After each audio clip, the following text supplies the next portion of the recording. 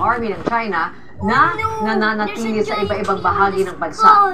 Git po ng senador, hindi dapat matapos sa pag-aresto ang hakbang, lalo't ito'y maituturing pagbabanta sa pambansang seguridad.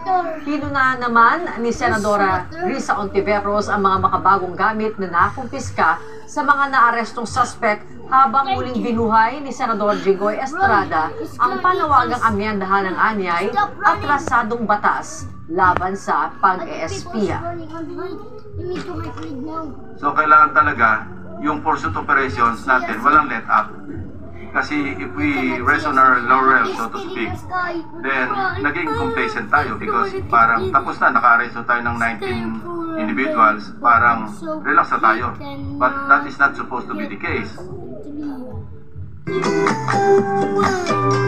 You hit the subscribe button right now. I am a giant. Wapa, wapa, wapa, wapa.